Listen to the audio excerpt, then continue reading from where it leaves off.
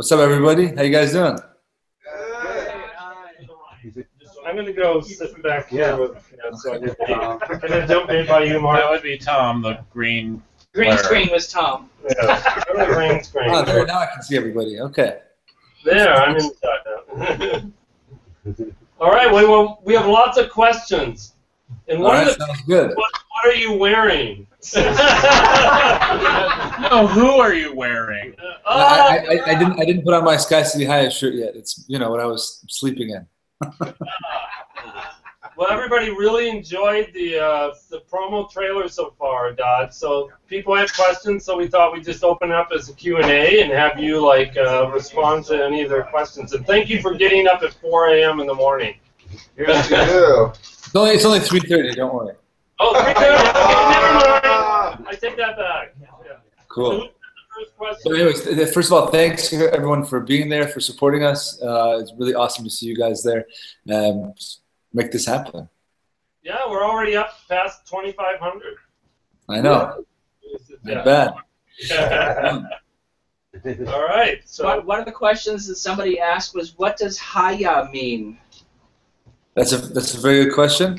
Haya is based on, I speak Assyrian, which is modern Aramaic, and the word we use for life is chayuta, but in ancient Aramaic they would say chaye, kind of like a guttural ha, haye. So I figured that the modern Western pronunciation of that would be Haya, and the reason why they would be using that is because Aramaic was from Mesopotamia, the world's first modern civilization, which gave people good quality of life. So Haya is endeavoring to do the same thing. So Sky City Haya means Sky City, we give you, civilized life. Nice. Why is it yesterday's tomorrow? Why is it Good question. It's kind of a double meaning. At that time, 200 years from now, they refer to our world today prior to all the catastrophe from global warming and oceans rising and knocking out major cities as the world of yesterday.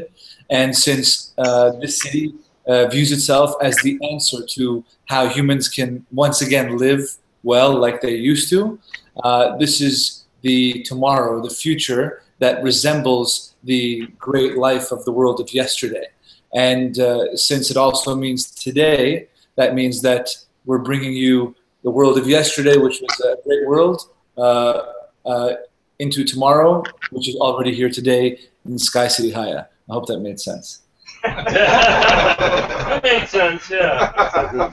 Good. I have a question for you. Go ahead. Speak. So I understand that the multiracial, multicultural component of the world that you're building is very important. I want to understand what role that non-straight people might play in that future. They play a role just like anybody else, completely non-disconnected from anyone else. It's a very open world. There's straight people, non-straight people, black, white, yellow, brown, from every kind of background. And the one interesting thing is, although people's class may differ as far as if they're a refugee whose country doesn't exist anymore, or they're not, and they have a higher level of society, that's the only difference really there is in the city. As far as gender, sexuality, race, age, everyone is completely open, and it's a world that doesn't resemble ours today. It's completely beyond that. I even have the main character of my second story is a gay woman, garbage woman, and there's no mention of that being unusual or funny or different. It's a completely normal part of the society, which is, I think, one of the benefits of 200 years from now. We'll be way beyond all this segregation. So I hope that answered your question. There's nothing specific. It's just, a modern thinking society which doesn't place generic differences on us other than refugee, non-refugee. Good. Thank you. All right, so other questions? People come in, ask questions. You said it's a this was Come over here, Bill, so you can see you. Hi, Doc. You said that Sit down. you got a second. You're not on the camera, Bill. Get down low. Jesus Christ! Neil, You can come see yourself closer, closer. Hi.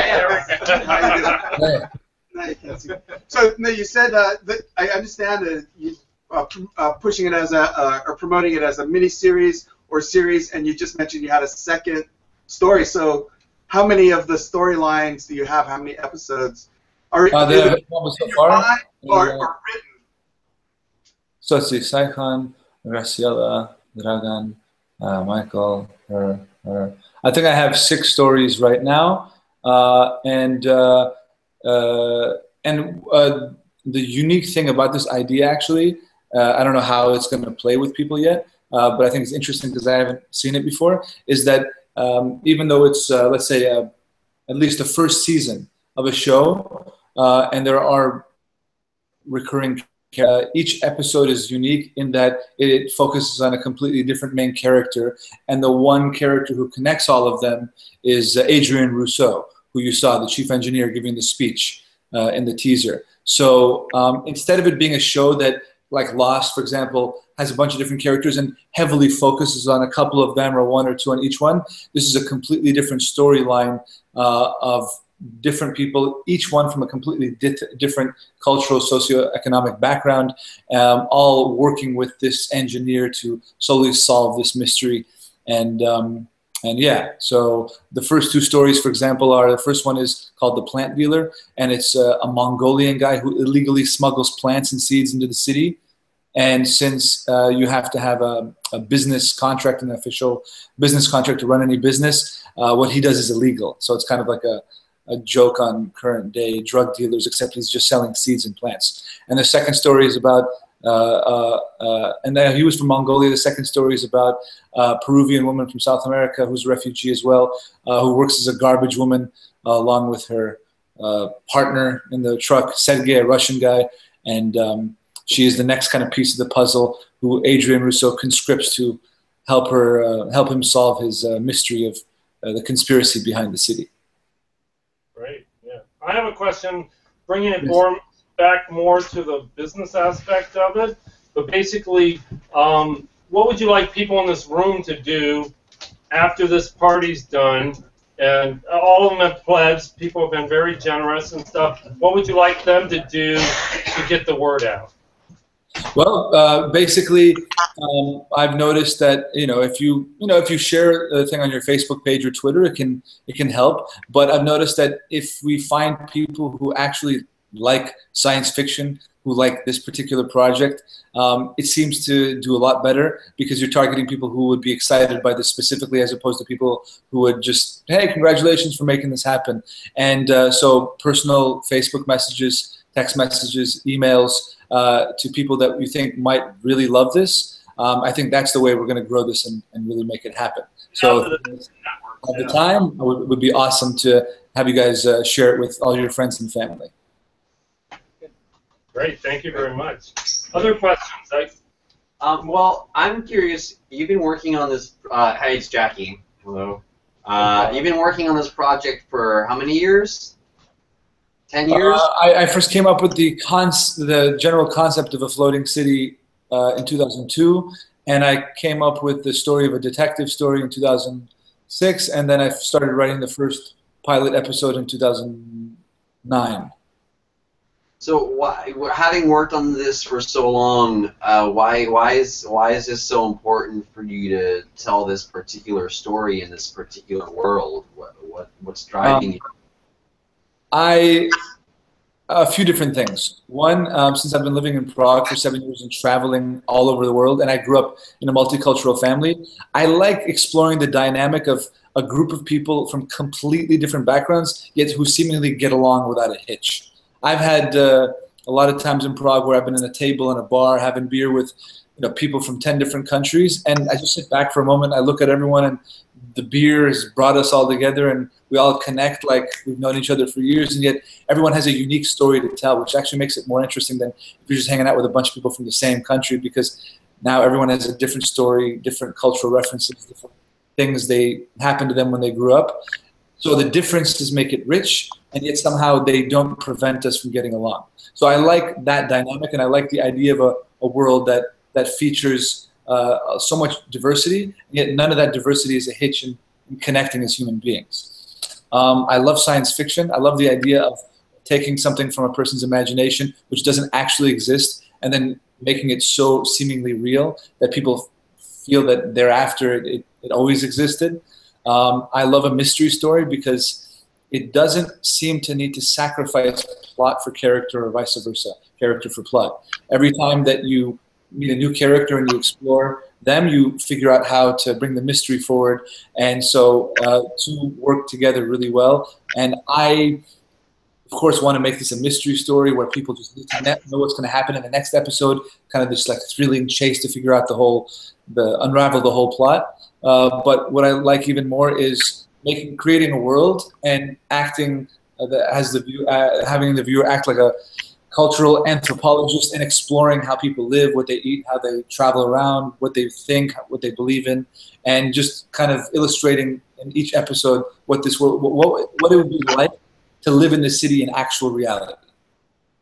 Great.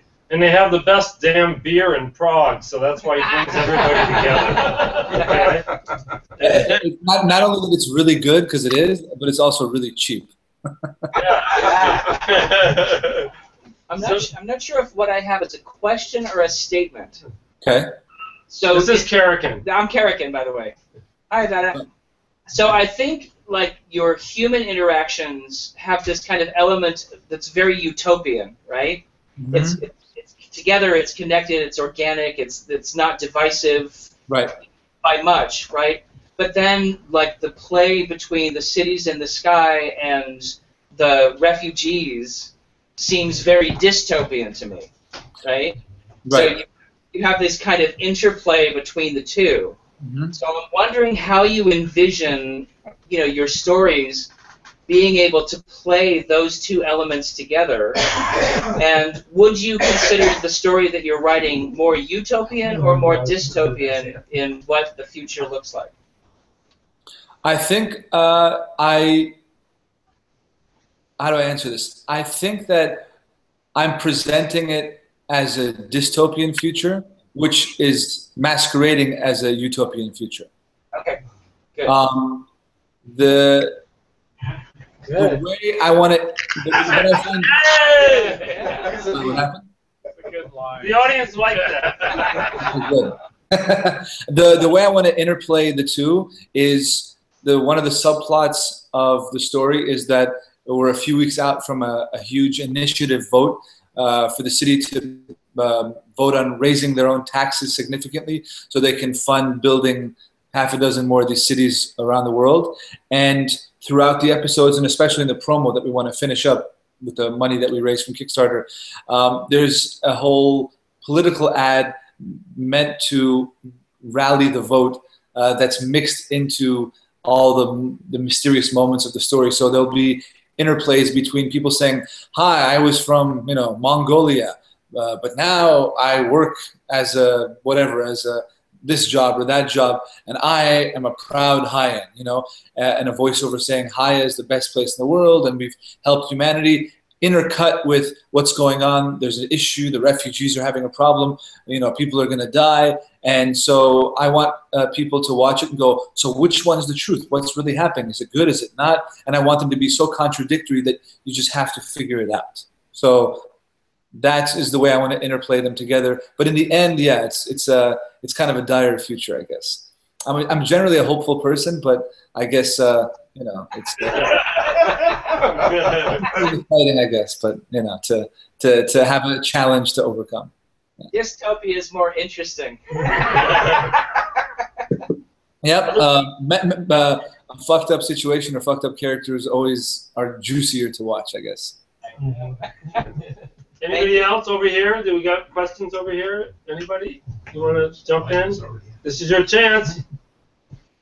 I'd just like to say, Don, that since I've known you, I'm glad you've been doing something since the last time we talked, because this is Tell really the cool. audience who you are. I just so you know, I've been his friend for second grade, first grade? Man. Yeah, years. And by the way, I just talked to Anu after he left the party. Sorry, I thought I was going to be there, so sorry I couldn't be there.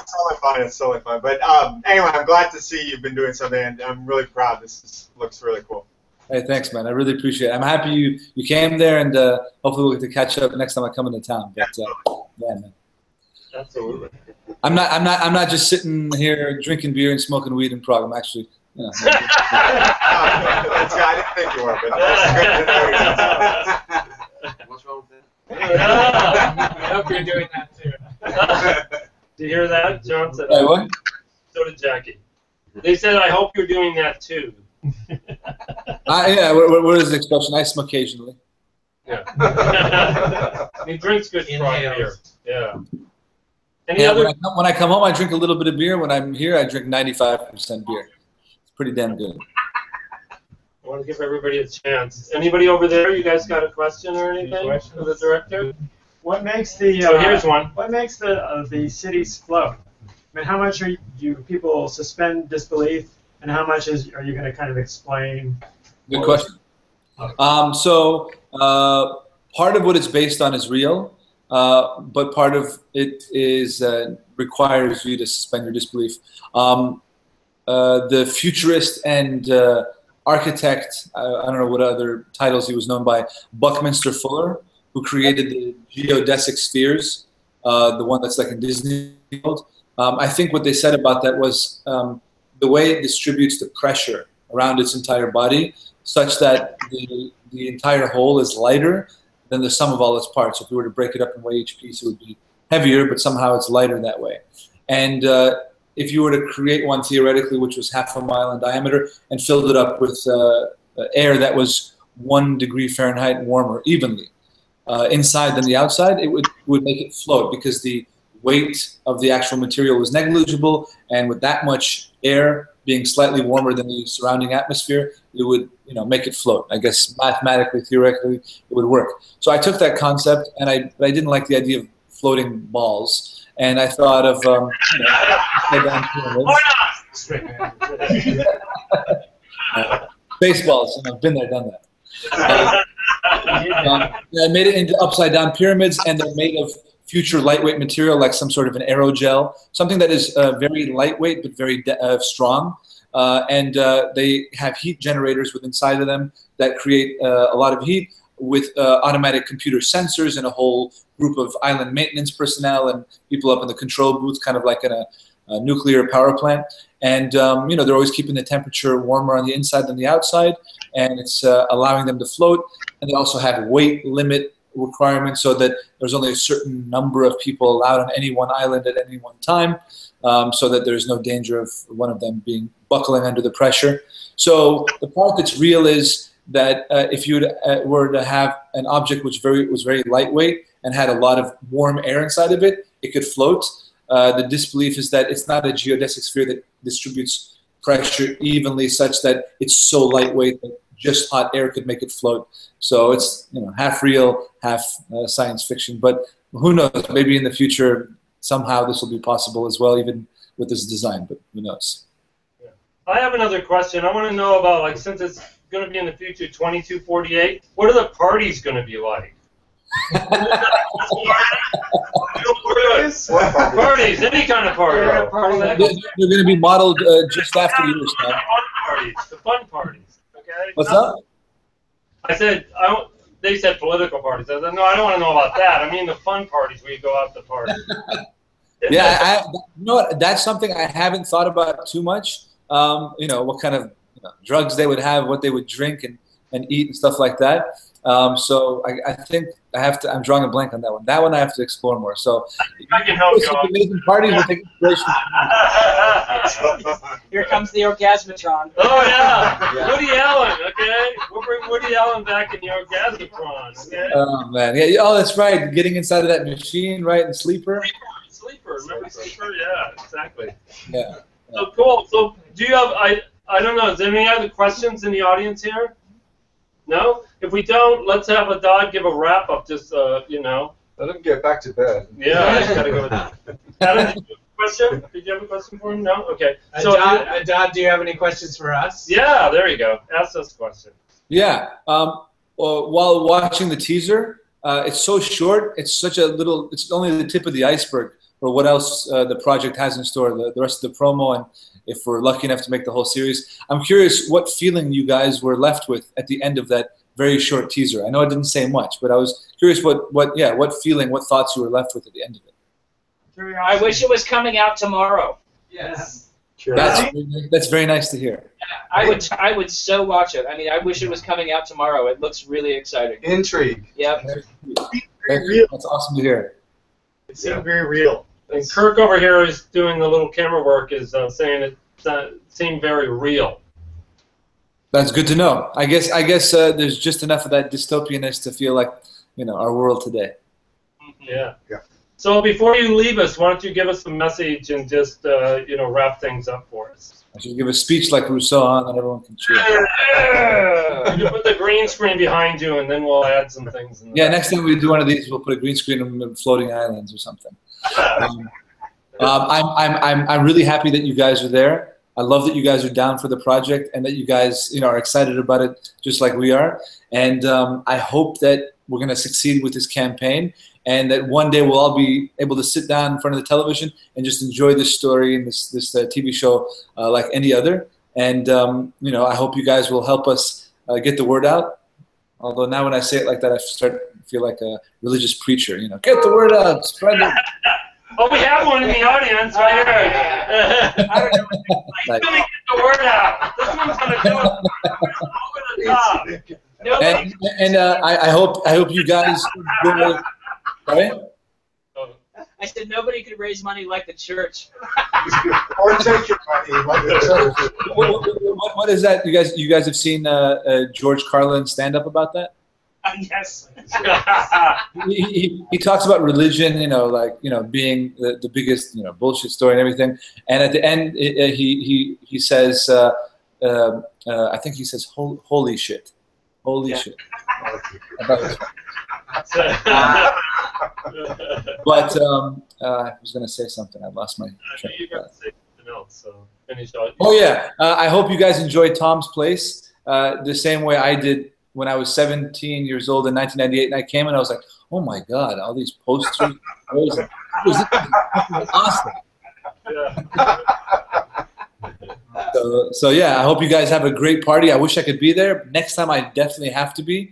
So yeah, enjoy the rest of the party, and I love that you guys are all there, and let's make this happen.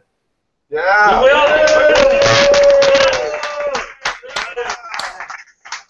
Can you show us outside so they can see outside the TV tower? Can you show us a shot of the TV tower? Sure, it's kind of dark, but sure, no problem. It's like 4 in the morning.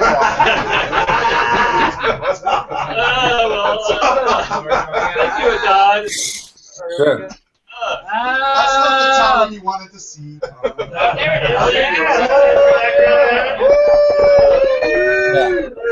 is. It was a little bit brighter. You could see little babies crawling up and down it. Yeah, that's true, though. It is. It's sculpture. Thanks, Yeah. Adad. Thanks, Adad. Guys.